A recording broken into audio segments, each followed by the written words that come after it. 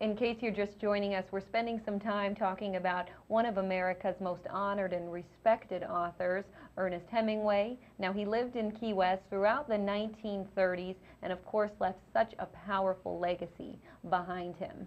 My next guest this morning is another amazing author, and he, like many of the writers here in the Keys, has been influenced and inspired by Hemingway. He, on the other hand, though, he's best known for his crime thriller series featuring Matt McMurphy.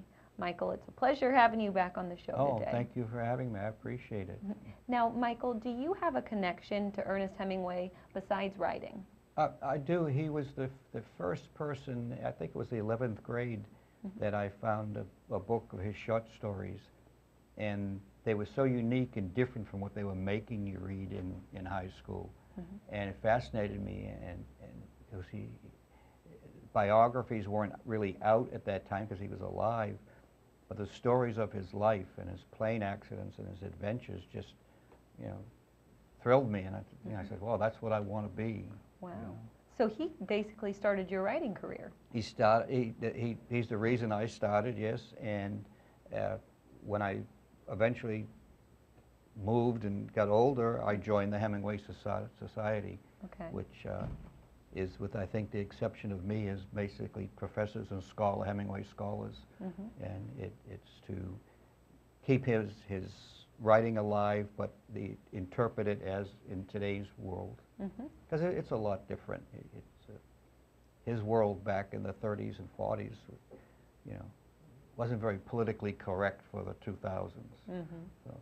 Okay, and now Hemingway, he also kind of got you down here for the first time to the Keys, didn't he? I was in Naples with my daughters, and I think it rained every day, but the TV kept showing, oh, Key West, 85 and sunny. So I put him in the car, and my purpose was I wanted to see Hemingway's house because I knew I'd never be here again. And 2 years later, I was living here. Life is funny. It certainly is, and interesting. It is. And so, Michael, not only are you now living in Key West permanently, but you're involved in the Hemingway Days Festival. What's your participation this year? I'm going to be reading from my book, Car Wash Blues, that will become available in August. I read the first chapter.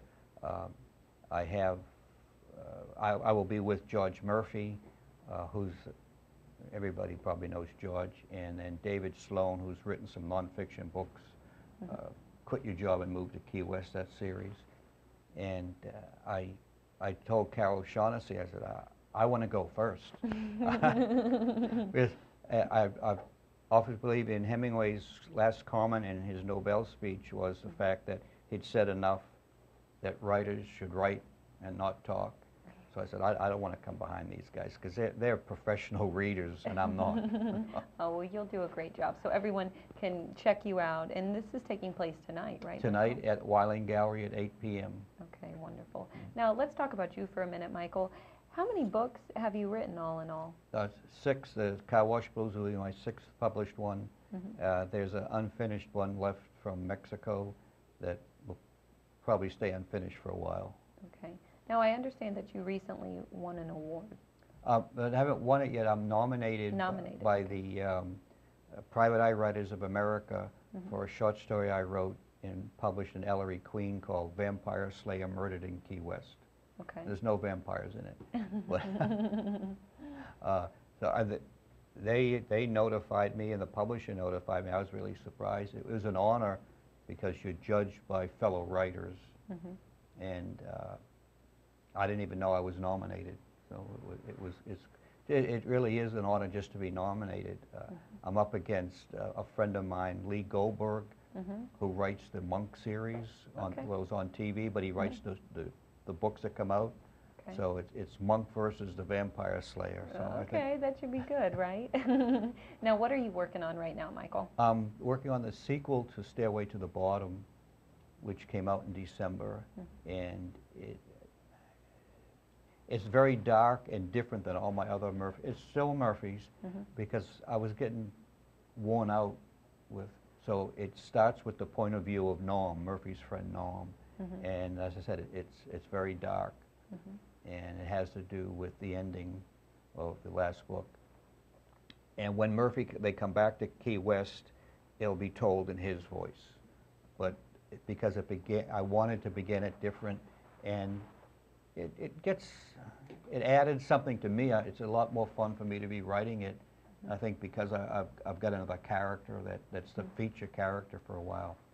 And a friend of mine, Bob Crace in California, writes the Elvis Cole mystery, and he put out a few, and then he suddenly put Cole's partner, Pike, as the main hero, and he had told me, he says, you got to break it up for yourself, for your own head. It's the same characters, just Right. their order of importance is a little different for half the book. Okay, well, good. I'm glad, though, to know that Mad McMurphy, he still isn't going anywhere, though, right? No, he's still, I won't kill him off. Okay, good. Well, thank you for sharing all of this with us this morning. And again, if you want to check Michael out, come down tonight to Weiland Galleries. I'm going to be right back after these messages, everyone, so please stay with me.